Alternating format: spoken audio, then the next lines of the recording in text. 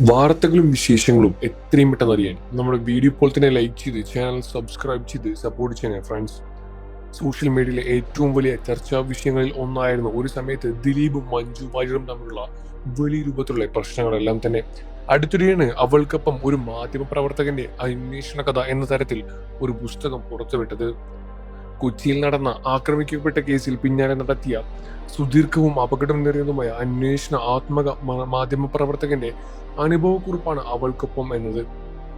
Case അട്ടിമറിക്കാൻ ശ്രമിച്ച പ്രമുഖരുടെ ഗൂഢനീക്കങ്ങളെയും വേട്ടക്കാരെ സഹായിച്ച വ്യവസ്ഥയുടെയും തുറന്നുകാട്ടലിനെല്ലാം തന്നെ നീതിക്കായുള്ള ഒരു മാധ്യമ പ്രവർത്തകന്റെ വിട്ടുവീഴ്ചയില്ലാത്ത പോരാട്ടത്തിന്റെ കഥയും ഈ പുസ്തകം പങ്കുവയ്ക്കുന്നതായി പറയുകയാണ്.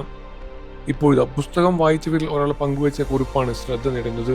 ഒരു പെണ്ണിന്റെ നീതിക്ക് വേണ്ടി രാപ്പകലില്ലാതെ കഷ്ടപ്പെട്ട ഒരു ചാനലും അതിനകത്തെ മാധ്യമ പ്രവർത്തകനും എന്ന ആ ഒരു നറേഷൻ തന്നെ തനിക്ക് ഒരു കാലത്തും വിശ്വസിക്കാനാകില്ലെന്നും ആ പെണ്ണിന്റെ അവസ്ഥയെ വിറ്റു തിന്നുകയാണ് എന്നും ഈ ചാനലുകളുടെയും ചെയ്തത് എന്ന് ഫേസ്ബുക്കിലൂടെ തന്നെ ഒരു പ്രമുഖൻ കുറിക്കുകയായിരുന്നു. കുറിപ്പിൽ പറയുന്നത് ഇങ്ങനെയാണ്: വായനക്കാർ മണ്ടന്മാരല്ല. ഞാൻ അവൾക്കൊപ്പം എന്നാണോ അവനൊപ്പം എന്നാണോ എന്നതല്ല ഇവിടുത്തെ പ്രധാന വിഷയം. അവർക്ക് ആർക്കായാലും ശരി, അവരുടെ അനുഭവങ്ങൾ അവരുടെ മാത്രമാണ് എന്ന ബോധ്യത്തോടെ തന്നെ താൻ ഈ പുസ്തകത്തെ തള്ളിക്കളയുകയാണ്.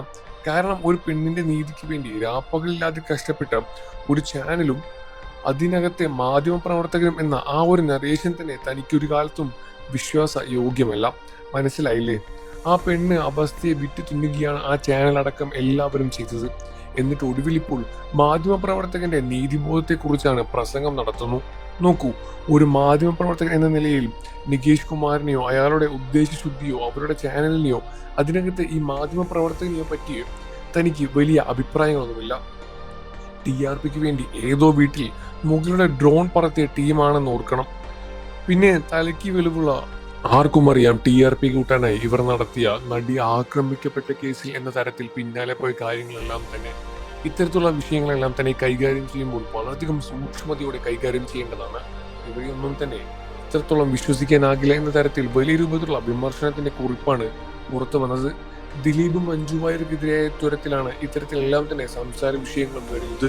ഇതിൽ നിങ്ങളുടെ അഭിപ്രായം എന്താണെന്ന് വീഡിയോയ്ക്ക് താഴെ കമന്റ് ചെയ്ത് പറയുക. വാർത്തകളും വിശേഷവും എത്രയും പെട്ടെന്ന് അറിയാൻ നമ്മുടെ വീഡിയോ ലൈക്ക് ചെയ്ത് ചാനൽ സബ്സ്ക്രൈബ് ചെയ്ത് സപ്പോർട്ട് ചെയ്യണം ഫ്രണ്ട്സ്.